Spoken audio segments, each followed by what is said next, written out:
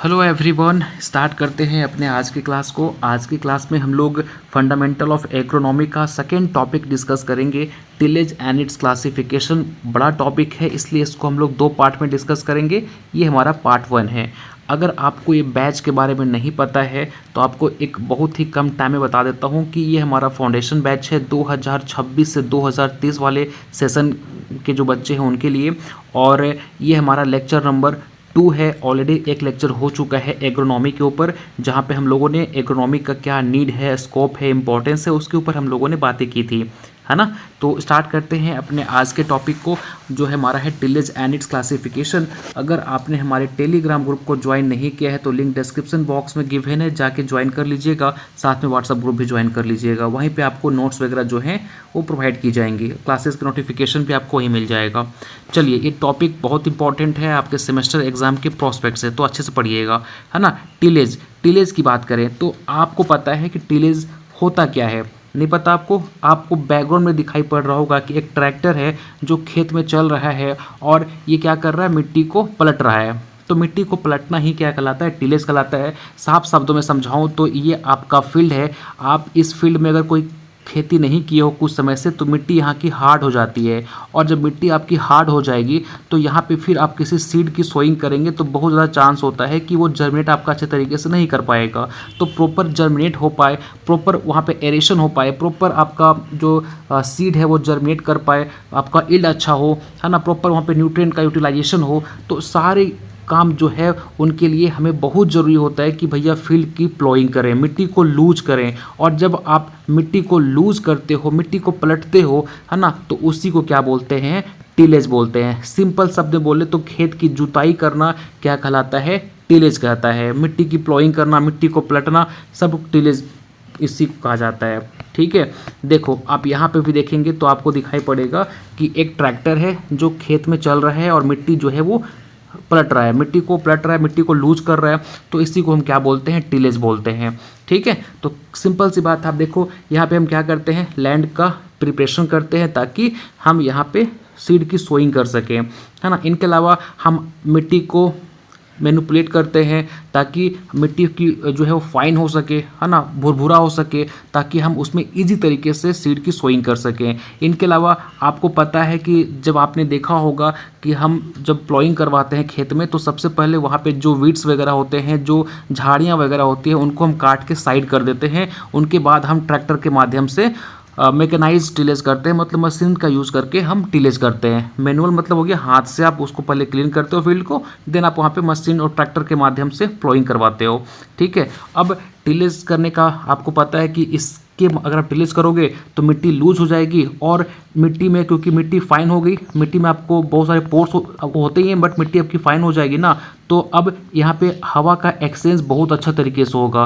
और आपको पता है कि हमारे जो प्लांट के रूट होते हैं उनको ग्रो करने के लिए अच्छा ऑक्सीजन की रिक्वायर्ड होता है। जब हवा यहाँ से एक्सचेंज होगा तो आपकी जड़ की ग्रोथ काफ़ी अच्छा होता है ना।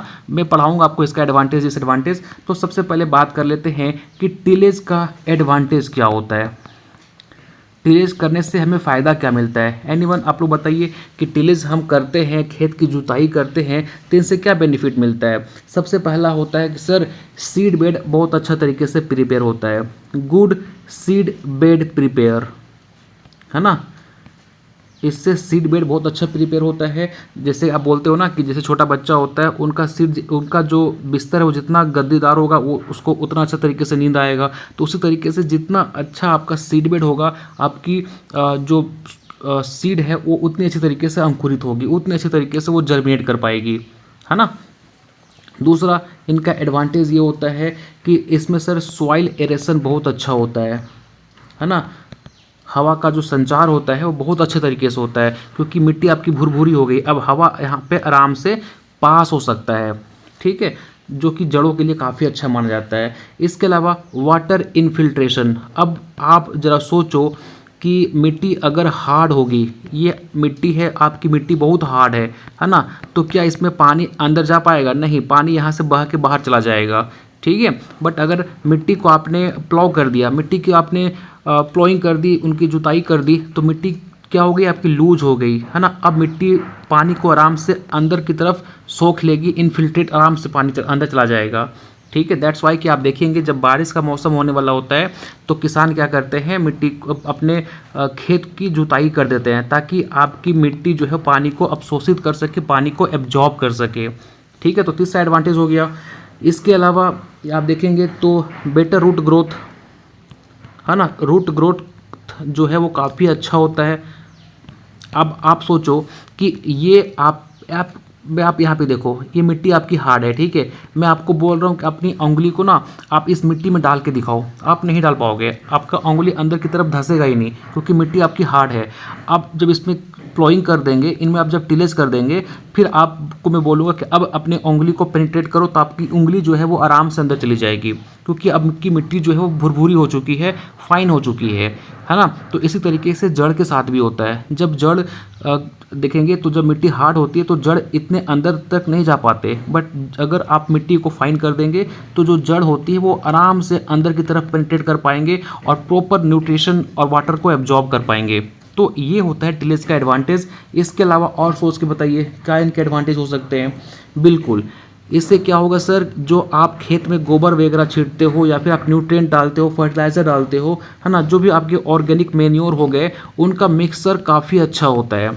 अब आपने इस खेत में आप देखें गांव में लोग करते हैं, अगर वो गाय पालते हैं तो अपनी जो गांव की डंक होती है ना वो खेत में फेंकते हैं और आफ्टर कुछ समय के बाद ये जब इसमें आप प्लॉइंग कर देंगे तो आराम से जो आपकी ऑर्गेनिक मैन्योर होंगे वो आराम से क्या होंगे, आपके फील्ड में स्प्रेड कर जाएंगे, मिक्स हो जाएंगे, जिनसे प्लांट की जो हेल्दी है काफ़ी अच्छा होगा। इनफैक्ट आपका न्यूट्रिशन मिट्टी जो है वो और न्यूट्रिएंट रिच हो जाएगी।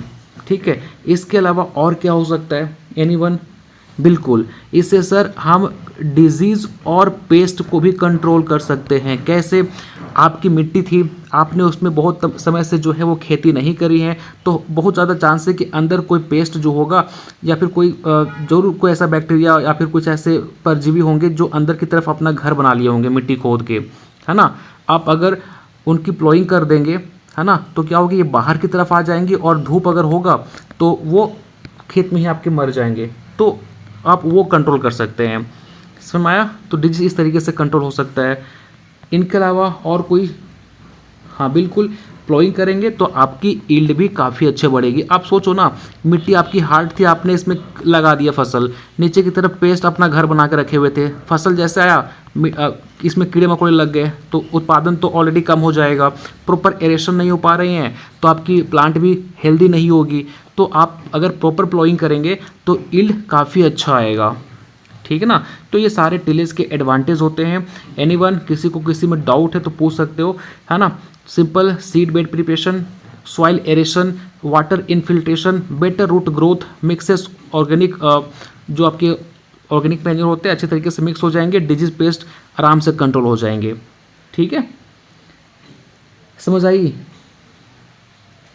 किसी को है कि सर इस पॉइंट को थोड़ा सा और अच्छे तरीके से क्लियर कर दीजिए। तो देखो, आपको पता है कि कुछ कीट और कुछ ऐसे पेस्ट होते हैं जो मिट्टी में जाके, है ना, उनका लाइफ साइकिल जो होता है वो मिट्टी में कुछ समय के लिए चले जाते हैं और अंदर की तरफ जाके वो क्या करते हैं, अंडे दे देते हैं, लार्वा दे देते हैं, है ना। अब वो क्या होते हैं, जैसे ही आप फसल लगाएंगे मिट्टी से बाहर आएंगे और फसल पे अटैक कर देंगे। अब आपने उसमें प्लॉइंग कर दी तो जाहिर सी बात है कि जो अंदर अंडे उंडे होंगे सब बाहर की तरफ एक्सपोज हो जाएंगे और अगर धूप रही चाहे बारिश हो गया तो बह जाएंगे, तो आपके खेत में रहेंगे नहीं, वो ऐसे उनकी लार्वा डिस्ट्रॉयड हो जाएगी, है ना, मर जाएंगी। तो ये बेनिफिट होता है प्लॉइंग करने का। इस तरीके से आप बचा सकते हो फसल को। ठीक ना, क्लियर हो गया? चलिए अब बात करते हैं कि इनका एडवांटेज है तो भैया कुछ डिसएडवांटेज भी है। अब बताइए इनके क्या डिसएडवांटेज हो सकते हैं टिलेज का।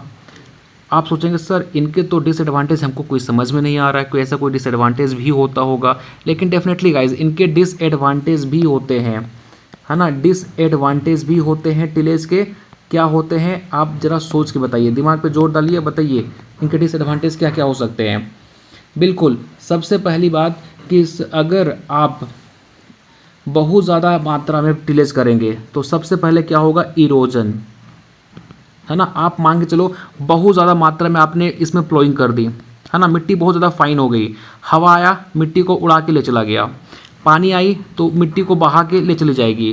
ठीक है, तो हमें एक्सेसिव टिलेज नहीं करनी है। तो ये कुछ डिसएडवांटेज होते हैं। पहला कि इरोजन, वाटर इरोजन भी हो सकता है ना, एयर इरोजन भी यहाँ पे देखने को मिलेगा आपको। इनके अलावा और बिल्कुल सॉइल मॉइस्चर आपका ख़त्म हो जाता है। आप प्लॉइंग करते हैं तो सॉइल की मॉइस्चर जो होती है वो थोड़ा बहुत नमी उनकी कम हो जाती है ना, इसलिए हमें बार बार टिलेज नहीं करनी चाहिए। ठीक ना। इनके अलावा देखेंगे तो सॉइल की स्ट्रक्चर भी खराब होता है, बार बार टिलेज करेंगे। मैं आपको सॉइल साइंस में प्रियांशु सर बताएंगे आपको कि सॉइल स्ट्रक्चर जो होता है मिट्टी का, है ना, क्रम्बी होता है और ये दो कुछ स्ट्रक्चर और भी होते हैं, प्लेटी होते हैं, क्रम्बी होते हैं। तो ये इनके स्ट्रक्चर पे भी डिपेंड करता है कि आपका फसल कितना अच्छा होगा। तो एक अच्छा सॉइल का स्ट्रक्चर होना भी बहुत इंपॉर्टेंट होता है। तो बार बार उसमें प्लॉइंग कर रहे हैं, बार बार टिलेज कर रहे हैं तो आपकी सॉइल की स्ट्रक्चर भी क्या हो जाती है, ख़राब हो जाती है। ठीक है। इनके अलावा क्या हो सकता है कि जो आपके बेनिफिशियल, जैसे आपको पता है कि मिट्टी के अंदर हमारे अर्थवर्म होते हैं, आप वो करोगे तो उनकी भी पॉपुलेशन कम होने लगेगी, आपके बेनिफिशियल माइक्रोब्स जो है वो मरने लगेंगे, तो हमें वो भी नहीं करनी है। इसके अलावा बताइए और, बिल्कुल पॉल्यूशन, है ना, क्योंकि अब आप अपने फील्ड में ट्रैक्टर वगैरह यूज़ कर रहे हो तो आपकी फील्ड में जब ट्रैक्टर चलेंगे तो जाहिर सी बात है कि पॉल्यूशन वगैरह भी होगा, है ना। इनके अलावा क्या होता है कि आपका कॉस्टली, ज़्यादा प्लॉइंग करेंगे तो आपका ज़्यादा खर्च आएगा, है ना, तो उससे ही बचना है हमको। समझ रहे हो ना, हायर कॉस्ट जिसको बोल सकते हो शॉर्ट में। एक अच्छा बोल सकते हो किसान कौन होता है, जो कम से कम इनपुट लगा के मैक्सिमम आउटपुट लेता है ना, वही होता है अच्छा फार्मर होता है। ठीक है, तो ये कुछ डिसएडवांटेज हैं टिलेज के। तो अभी तक हम लोगों ने क्या डिस्कस किया, टिलेज क्या होता है, टिलेज के एडवांटेज क्या हैं, टिलेज के डिसएडवांटेज क्या हैं। आपके एग्जाम में सिंपल सा कई बार क्वेश्चन आता है, what is tillage and also explain it's advantage and disadvantage. तो आप ये सब पॉइंट को जो है वो एक्सप्लेन कर सकते हो वहाँ पे। ठीक है, चलिए आगे बढ़ते हैं। अब एक और टर्म आता है टिल्थ। टिल्थ क्या होता है, तो देखो आपने टिलेज करी, जैसे कि आपने यहाँ पे देखा होगा कि सर हमने यहाँ पे टिलेज कर दी, है ना। अब टिलेज करने के बाद आप मतलब आपने ट्रैक्टर चला दिया खेत के अंदर। अब खेत में ट्रैक्टर चलाने के बाद आपका मिट्टी कैसा दिखाई पड़ रहा है, वो होता है आपका टिल्थ। तो आफ्टर टिलेज जो आपकी मिट्टी की कंडीशन होती है ना, उसको हम टिल्थ बोलते हैं। सिंपल सी बात समझिए, ठीक ना। तो ये क्या होता है, रिजल्ट ऑफ टिलेज होता है। टिलेज करने के बाद जो आपकी सॉइल का कंडीशन दिखाई पड़ता है उसको हम टिल्थ बोलते हैं। अब देखो ये आपका देखेंगे तो कोर्स मतलब आप हो सकता है कि ये ढेले के फॉर्मेट, मतलब ऐसे बड़े बड़े इसमें आपको ढेले दिखाई पड़े, या हो सकता है कि उससे थोड़ा सा कम, है ना, दिखाई पड़ेगा, या हो सकता है कि आपकी मिट्टी पूरी फाइन हो जाएगी, पूरा इस तरीके से हो जाएगा, भुरभुरा हो जाएगा, है ना। आपने देखा होगा ना भाई गांव में कि हम हल चलाते हैं, हल चलाने के बाद हम जो बड़े बड़े ढेले होते हैं उनको हम फोड़ देते हैं, है ना। तो वही हो गया, अगर बहुत बड़ा ढेला हुआ तो उसको हम कोर्स बोलते हैं, हाँ गांव में उसको ढेले बोलते हैं, क्लॉड को ढेले बोलते हैं, ठीक है। और जो इससे छोटा हुआ तो उसको मॉडरेट बोलते हैं, पूरा मिट्टी फाइन हो गया तो उसको हम फाइन टिल्थ बोलते हैं।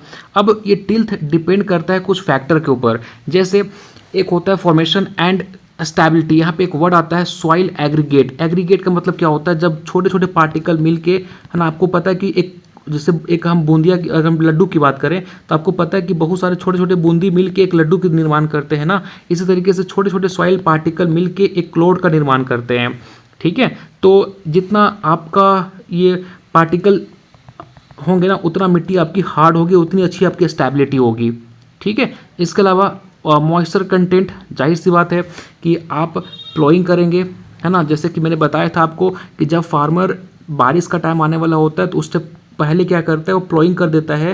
प्लॉइंग करने का बेनिफिट ये मिलता है कि इस मिट्टी में जो मॉइस्चर है वो रिटेंशन हो जाता है, मॉइस्चर प्रेजेंट रहता है, जिनकी वजह से फार्मर को काफ़ी हेल्प मिलता है ना। इनके अलावा डिग्री ऑफ एरेशन बताया था कि आप जब इसमें टिलेज करेंगे तो हवा का एक्सेंस काफ़ी अच्छा होता है, वाटर का इसमें इनफिल्ट्रेशन काफ़ी अच्छा होता है, और एक्सेस जो यहाँ पे वाटर परजिस, अगर ऐसा कोई जगह है जहाँ पे बहुत ज़्यादा जो है पानी होती है, जमा होती है, तो आप जब टिलेज कर देंगे तो जो एक्सेस पानी होती है ना वो बाहर चले जाएगी। तो यहाँ पे जो है कुछ फैक्टर डिपेंड करते हैं टिल्थ के ऊपर, ठीक ना। चलिए आगे बात करते हैं। कुछ इंपॉर्टेंट से टर्मिनोलॉजी हैं जो आपको पता होनी चाहिए। देखो टूल क्या होता है, सिंपल अगर आपसे पूछा जाए कि भैया टूल क्या होता है, तो टूल वो चीज़ होता है जिसको हम हाथ से ऑपरेट करते हैं। सिंपल एकदम 1 to 1 याद रखिएगा कि टूल जिसको हम हैंड से ऑपरेट करते हैं, जैसे आपका खुरपी हो गया, आपका हथौड़ा हो गया, फावड़ा हो गया, हसिया हो गया, सिक्कल हो गया। तो इसके एग्जाम्पल आपको याद होनी चाहिए। हैमर जिसको हम हथौड़ा बोलते हैं, स्पेड जिसको हम फावड़ा बोलते हैं, खुरपी, ठीक है। ये सारे एग्जाम्पल हैं टूल के। इम्प्लीमेंट क्या होता है, इम्प्लीमेंट का सिंपल सा मतलब है कि ऐसे इक्विपमेंट जिसको चलने के लिए, जैसे आपने रोटावेटर देखा होगा, आप डिस्क प्लॉ देखे होंगे, तो इनमें क्या होता है, इनको चलाने के लिए हमें ट्रैक्टर वगैरह की ज़रूरत पड़ती है। ये खुद से नहीं चल सकते, इनके पहिए नहीं होते, है ना, तो उनको क्या बोलते हैं, इम्प्लीमेंट बोलते हैं। मतलब सिंपल सी बात, खेत में उपयोग होने वाला ऐसा उपकरण जिसमें अपना कोई इंजन या फिर चलने वाला मूविंग पार्ट्स, उसमें ये पहिया वगैरह नहीं होता, उनको किसी अदर इक्विपमेंट के माध्यम से खींचना पड़ता है ना, किसी मशीन की वजह से खींचना पड़ता है, फिर किसी एनिमल के माध्यम से उसको खींचना पड़ता है, उनको हम इम्प्लीमेंट बोलते हैं। जो ट्रैक्टर वगैरह हो गया ना, वो इक्विपमेंट होते हैं, ठीक है। मतलब जो मशीन वगैरह हो गया, चाहे अब देखो अगर यहाँ पे देखें ना, तो इक्विपमेंट एक बड़ा टर्म होता है जिसमें आपका टूल मशीन दोनों इंक्लूड होता है। मशीन तो आप सबको पता है, जो खुद से चल सकता है, जो दूसरे मशीनों को ऑपरेट कर सकता है, ठीक है। तो सिंपल टूल जिसको हाथ से चलाते हैं, इम्प्लीमेंट जिनके पास खुद का कोई मूविंग पार्ट नहीं होता, इनको एक्सटीरियर मशीन की रिक्वायरमेंट होती है ताकि इसको खींच सके, ट्रैक्टर वगैरह मशीन हो गया, और तीनों को जिसमें हम इंक्लूड करते हैं वो आपका इक्विपमेंट होता है, ठीक है। इक्विपमेंट एक बड़ा टर्म होता है आपका। चलिए आगे बढ़ें, चलिए आगे बढ़ते हैं यहाँ पे। अब बात करते हैं ऑब्जेक्टिव ऑफ टिलेज। तो सिंपल सी बात, जो हमने पढ़ा था ना एडवांटेज के अंदर, एडवांटेज ऑफ टिलेज, वही आपका होता है ऑब्जेक्टिव ऑफ टिलेज। सिंपल क्यों करते हैं टिलेज, ताकि एक अच्छा सा सीड बेड प्रिपेयर कर सके, हमारे सीड की जर्मिनेशन काफ़ी अच्छा हो पाए, है ना। जितना अच्छा सीड बेड होगा उतना अच्छा आपकी सीड की जर्मिनेशन होगी। इसके अलावा जितनी अच्छी आपकी टिलेज होगी उतना मिट्टी फाइन होगा, उतना अच्छा रूट का पेनिट्रेशन होगा, रूट का ग्रोथ होगा, है ना। इनके अलावा हम वीड कंट्रोल करने के लिए, खेत में आपका वीड्स होते हैं, खरपतवार होते हैं, आप जब टिलेज करते हो तो वो हट जाते हैं। इनके अलावा वो रेन वाटर को अच्छे तरीके से एब्जॉर्व कर पाते हैं, है ना। समझ आ गई बातें। और भी इनके एडवांटेज जो कि बताए थे आपको, पेस्ट आप कंट्रोल कर सकते हैं, है ना। सारे इनके क्या हैं, ऑब्जेक्टिव हो जाएंगे। चलिए अब कुछ बात करते हैं modern tillage and soil management. तो सबसे पहली बात, जैसे कि बताया था, सब एडवांटेज वाला ही टॉपिक यहाँ पे आ रहे हैं। आप देखेंगे तो हमने बताया था आपको कि जितना अच्छा आप जब टिलेज करते हो तो जो न्यूट्रिएंट होते हैं, जो आपके ऑर्गेनिक मैन्योर होते हैं, वो आपकी मिट्टी में मिक्स हो जाते हैं, है ना। आपकी एरेशन काफ़ी अच्छे तरीके से हो पाती है। इनके अलावा सॉइल सीड कॉन्टैक्ट, अब आप जरा सोचो, जैसे मैंने आपको बताया था कि ये मिट्टी है, मिट्टी बहुत हार्ड है आपकी, आप जब ऊपर कोई सीड फेंक देते हैं तो यहाँ पे बहुत ज़्यादा चांस है कि आपकी सीड सूख जाएगी, क्योंकि इसको ना मॉइस्चर मिल रहा है, ना इनको प्रॉपर कोई पोजीशन मिल रहा है जहाँ पे एक जर्मिनेट कर पाए। बट अगर यही आप जब प्लॉइंग करके रखेंगे फील्ड को और यहाँ पे कोई सीड को फेंकेंगे तो बहुत ज़्यादा चांस है, क्योंकि प्लॉइंग किया हुआ फील्ड में ऑलरेडी नमी होता है, उस नमी का ये बीज यूज़ करके जर्मिनेट कर जाएगा, है ना। तो कुछ इस तरीके से होता है। एक प्लॉइंग फील्ड एक सीड को प्रॉपर फेवरेबल कंडीशन देता है ग्रो करने के लिए। इनके अलावा बताया था आपको कि जब आप फील्ड को प्लो करेंगे तो आपकी उंगली बहुत अच्छे तरीके से अंदर धंस जाएगी। इनफैक्ट जब आप खेत में चलोगे ना तो आपकी पैर भी अंदर की तरफ धंसेंगी, क्योंकि मिट्टी इतनी फाइन हो जाती है। बट अगर आप मिट्टी को हार्ड रखेंगे तो जाहिर सी बात है कि आपका रूट अंदर पेनिट्रेट नहीं कर पाएगा, और बाई चांस अगर ज़्यादा हवा चली तो आपकी जो प्लांट है वो उसको उखाड़ सकता है, या फिर ये क्योंकि रूट इनके इतना अच्छे तरीके से डेवलप नहीं हो पाया तो ये ना सही से वाटर एब्जॉर्ब कर पाएगा, ना सही से न्यूट्रिएंट एब्जॉर्ब कर पाएगा, तो प्लांट का यील्ड भी कम आएगा आपका, ठीक है। तो ये कुछ इंपॉर्टेंट से हैं।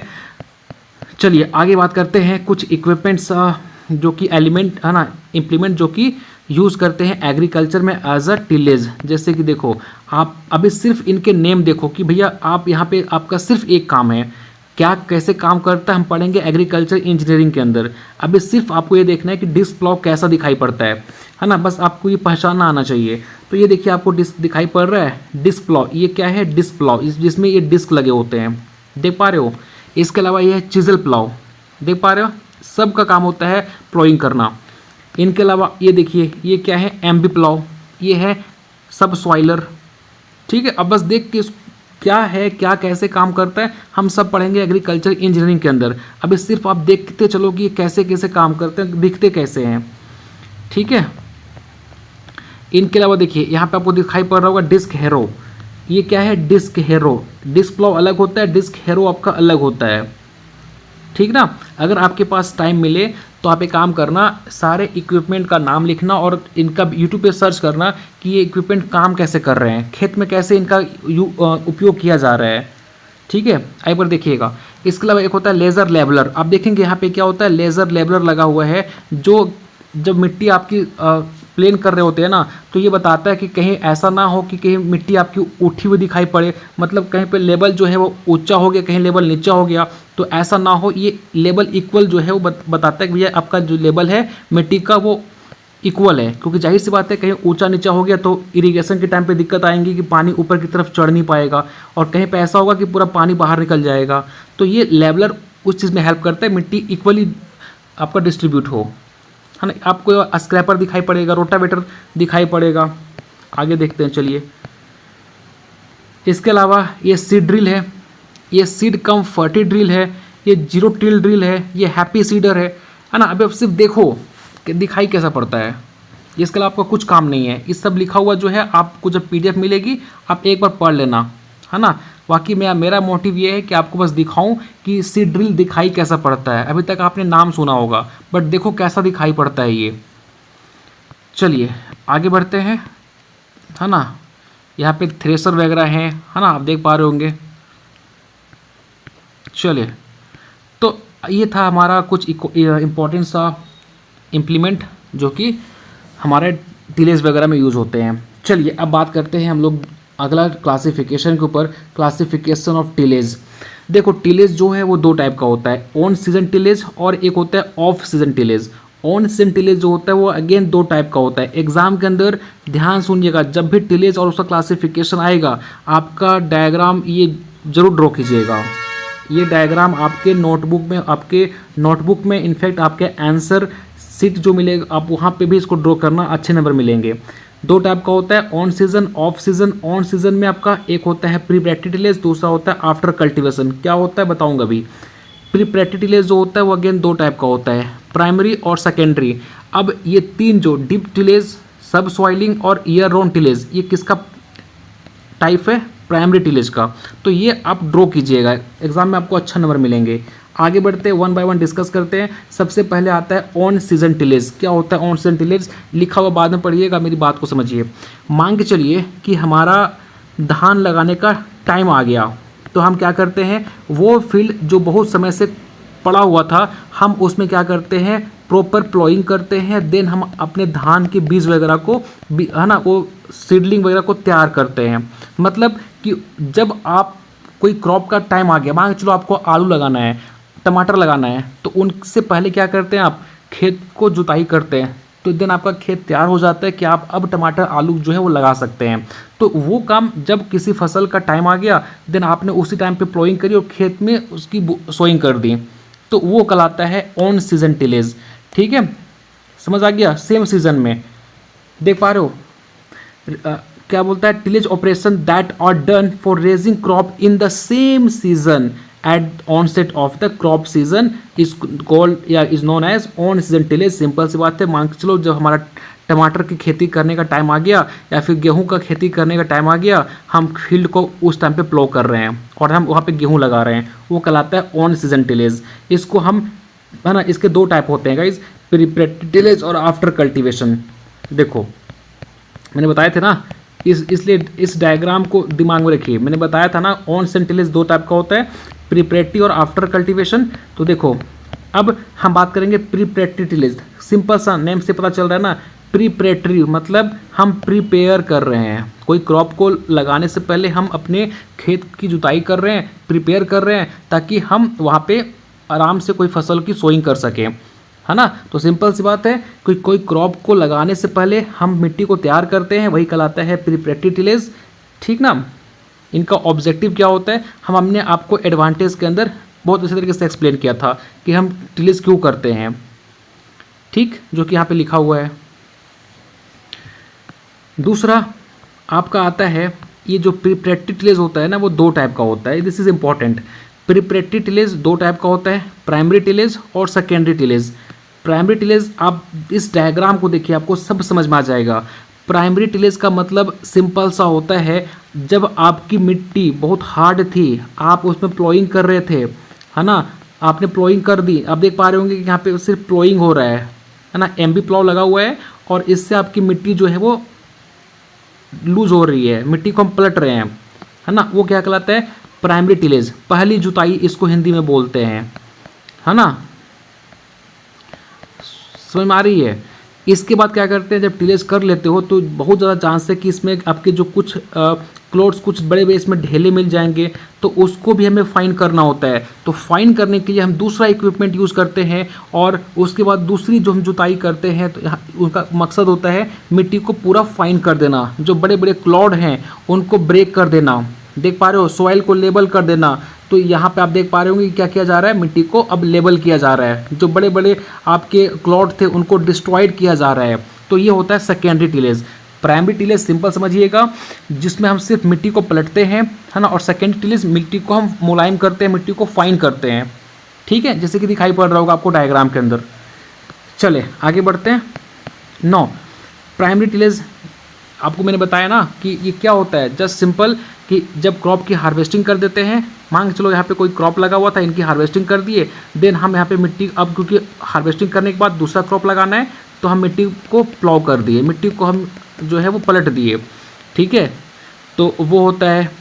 और सिंपल कि इनका मोटिव ये होता है कि मिट्टी काफ़ी कॉम्पैक्ट होती है, उनको जो है वो लूज़ करना, है ना। यहाँ पे हम कंट्री प्लॉव, ये सब एग्जांपल हैं, है ना, याद रखिएगा, ये सब एग्जांपल आप एग्जाम में लिखिएगा। मोल्ड बॉल प्लॉव, है ना, इसके अलावा डिस्क प्लॉव, बॉस प्लॉव नहीं होता है, डिस्क प्लॉव होता है ना। इसके अलावा पावर टिलर हो गया, ठीक है, ये सब आपके एग्जाम्पल हैं प्राइमरी टिलेज के।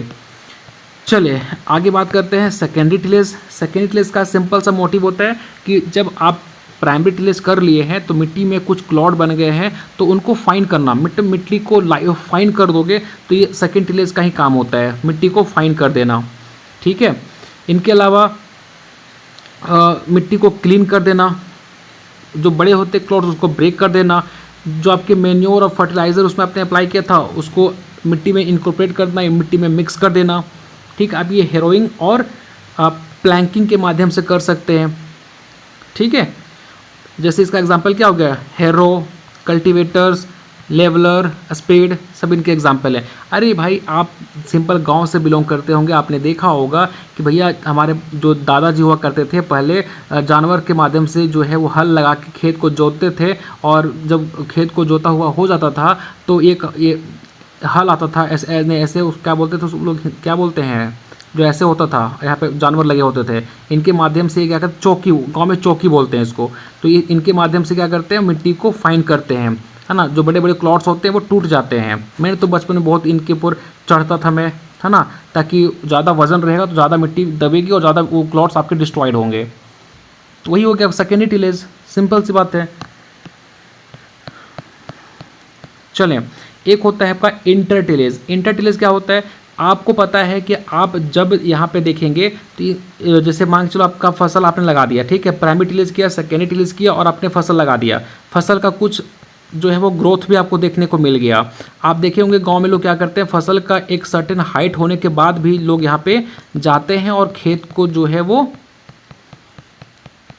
ऐसे देखिए, खेत में वो लोग यहाँ पे फिर भी देखेंगे खेत में कोई ना कोई एक्टिविटी कर रहे होते हैं, या हो सकता है उसमें बहुत ज़्यादा खरपतवार आ गया तो उसको हटा रहे हैं, ठीक है, या हो सकता है कि मिट्टी को लूज कर रहे हैं। अगर आपने आलू लगाया है तो आप मिट्टी चढ़ाते रहे हैं, है ना। तो ये सब जो एक्टिविटी करते हैं आफ्टर, जब अपने क्रॉप की सोइंग कर दी है तो वो कहलाता है आफ्टर कल्टीवेशन। जैसे कि आपको दिखाई पड़ रहा है फिगर के अंदर, यहाँ पे प्लांट का एक हाइट हो गया है, इनमें फिर आप मिट्टी को लूज कर रहे हैं या वीड्स को हटा रहे हैं या मिट्टी को चढ़ा रहे हैं, तो सब जो पार्ट होते हैं वो आपका इसी के अंदर होता है। जैसे कि आप अर्थिंग अप कर रहे हो, सॉइल ड्रेसिंग कर रहे हो, आप ड्रिलिंग कर रहे हो, आप वीडिंग कर रहे हो, आप हेरोइंग के माध्यम से सब चीज़ें जो करते हैं वो आपका इसमें आता है, ठीक है।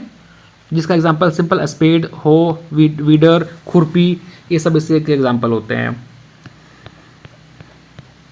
चलिए ऑफ सीजन टिलेज अब क्या होता है, मैंने बताया था ऑन सीजन टिलेज जो एग्जैक्ट उसी टाइम पे करते हैं जब आप किसी क्रॉप की सोइंग करने वाले होते हैं।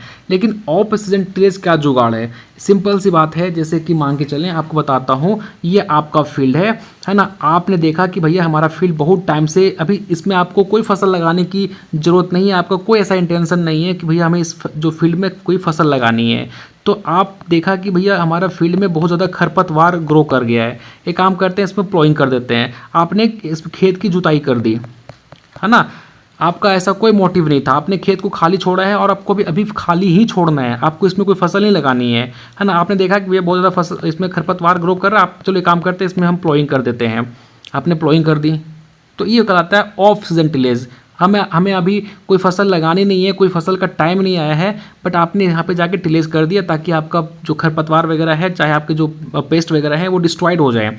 जैसे कि एक और इसका कंसेप्ट होता है, जब बहुत तेज़ धूप खिला हुआ होता है ना, उस टाइम हम ये एक्टिविटी करते हैं ताकि इनके मान लो जो को पेस्ट अंदर की तरफ अंडे दिए हुए हैं, तो जब पेस्ट के अंडे बाहर आ जाएंगे तो जाहिर सी बात है कि तेज़ गर्मी में वो मर जाएंगे। तो वो क्या कहलाता है, ऑफ सीजन टिलेज कहलाता है, जिसका मोटिव ही होता है कि हमें पेस्ट वगैरह को, खरपतवार वगैरह को कंट्रोल करना है।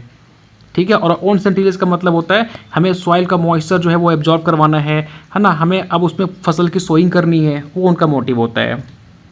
ठीक है। एक कब कर सकते हो, जैसे पोस्ट हार्वेस्ट टिलेज, आपने कोई क्रॉप की हार्वेस्टिंग कर दी, देन आपने वहाँ पे टिलेज करके खेत को छोड़ दिया। बहुत तेज़ गर्मी पड़ रहा था, गर्मी हम लोग कैसे करते हैं, बहुत तेज़ गर्मी पड़ रही थी, बहुत ज़्यादा चांस है कि इसमें कोई होस्ट होंगे, कोई बैक्टीरिया के अंडे होंगे, तो आपने प्लॉइंग कर दी, अंडे बाहर आ गए, देन बहुत तेज़ गर्मी की वजह से वो अंडे आपके सूख जाएंगे, मर जाएंगे, है ना। विंटर में हम करते हैं जब हमें फेलो टिलेज, मतलब जब हम खेत को खाली छोड़ना होता है उस टाइम करके छोड़ देते हैं। ठीक है, समझ आ गई बातें। तो ये होता है आपका off season tillage. Till then guys, अभी तक हम लोगों ने बहुत सारे टॉपिक डिस्कस कर लिए। टिलेज क्या होता है, एडवांटेज क्या होता है, डिसएडवांटेज क्या होता है, टाइप्स ऑफ टिलेज क्या होता है।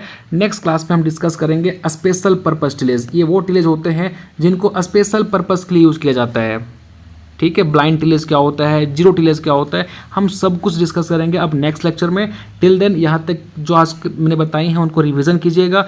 कोई बड़ा टॉपिक नहीं था, कोई ऐसा हार्ड नहीं है, बहुत ईजी है। आप एक बार अगर छोटा सा ऊपर की तरफ, कोई ऐसा आपको नहीं लगेगा कि भैया बहुत डिफिकल्ट था, बहुत इजी से तरीके से मैंने उसको कवर कराया है ना। एक रिकॉल करता हूँ, टिलेज क्या था मैंने बताया आपको, टिलेज क्या होता है, एडवांटेज डिसएडवांटेज बताए थे, टिल्थ क्या होता है वो मैंने बताया आपको। ठीक है। कुछ इंपॉर्टेंट टर्म बताए थे आपको, अगर आपको समझ नहीं आया फिर से बता दे रहा हूँ। ठीक है। सिंपल सी बात है, देखो टूल का मतलब जिसको हम हाथ से ऑपरेट करते हैं, खुरपी फावड़ा वगैरह हो गया।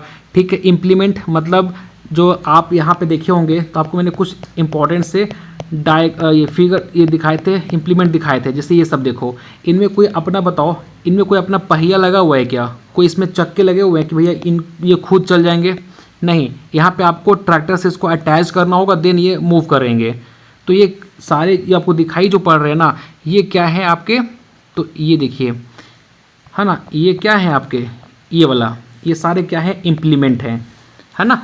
मशीन आपको पता ही है, जो ट्रैक्टर वगैरह होते हैं, कंबाइन हार्वेस्टर वगैरह होते हैं, तो ये आपके क्या होते हैं, मशीन होते हैं। और ये तीनों को जब हम मिला देते हैं तो क्या कहलाता है, इक्विपमेंट कहलाता है। चाहे वो मूव करे ना करे, हाथ से ऑपरेट करें, सारा क्या होता है, इक्विपमेंट होता है। बड़ा एक तो इक्विपमेंट एक बड़ा टर्म हो गया।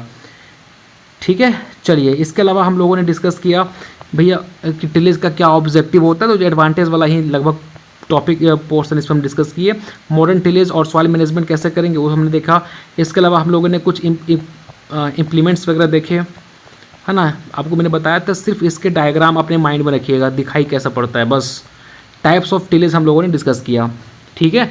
चलिए, टिल देन गाइस, मिलते हैं नेक्स्ट लेक्चर में। नोट्स आपको हमारे टेलीग्राम ग्रुप पे मिल जाएगा, जाके आप डाउनलोड करके एक बार रिवीजन जरूर कीजिएगा। कोई टर्म किसी में आपको प्रॉब्लम आ रहा हो तो हमारे कमेंट सेक्शन आपके लिए खुला हुआ है, आप कमेंट सेक्शन में पूछ सकते हैं। और नेक्स्ट लेक्चर में हम डिस्कस करेंगे स्पेशल पर्पस टिलेज, जो कि हमारा टिलेज का लास्ट क्लास होगा। मिलते हैं नेक्स्ट क्लास में। Thank you so much.